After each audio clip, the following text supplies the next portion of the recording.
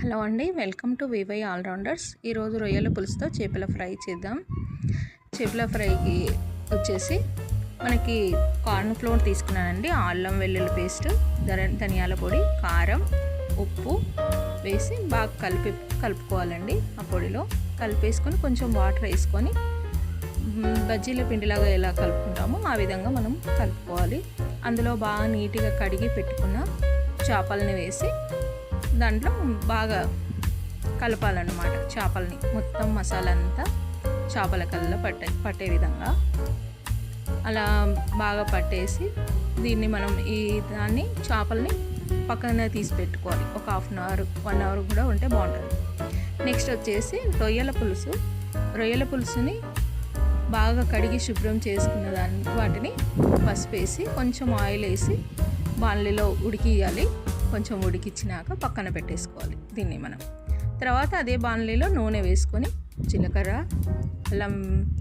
జీలకర్ర వేసేసుకోండి. జీలకర్ర, ఆవాలు, తర్వాత ఈ ఆనియన్స్ 2 ఉల్లిగడ్డలు సన్నగా కట్ చేసి పెట్టినట్టు అవి బాగా లైట్ అండ్ బ్రౌన్ లాగా రావాలి. అట్లా వచ్చిన దాంట్లో గరం మసాలా, పచ్చిమిర్చి వేసుకొని బాగా కలుపుకోండి.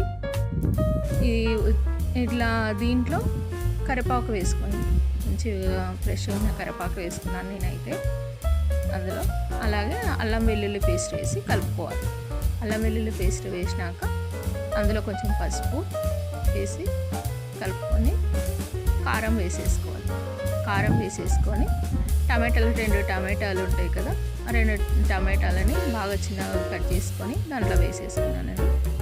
ఇది బాగా నూనెలో మగ్గిపోవాలి.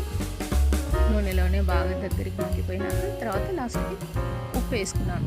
ఉప్పు వేసుకొని అంత దగ్గరికి అయినాక అప్పుడు రొయ్యలు వేసి కలిపేసాను అన్నమాట. దాని తర్వాత దీంట్లో చింతపండు నానేసుకొని మనకు కావాల్సినంత పులుపుకు తగ్గట్టు వేసుకొని అది బాగా మసిలినాక జొన్నపిండి తీసుకున్నానండి నేను. జొన్నపిండిని నీళ్ళలో వేసి బాగా కలిపి ఇందులో వేసేసాను. తర్వాత జీలకర్ర, కొత్తిమీర వేసేసుకున్నాను. నెక్స్ట్ వచ్చేసి మన చేపల ఫ్రై అయితే ఇంకా పెనం మీదనే వేసుకున్నానండి. ఆయిల్ తక్కువ ఆయిల్తో లెస్ ఆయిల్తో ఈ విధంగా పెనం మీదనే వేయించేసుకున్నాను. బాగుంటుంది, చాలా బాగా వస్తుంది అన్నమాట చేపల ఫ్రై.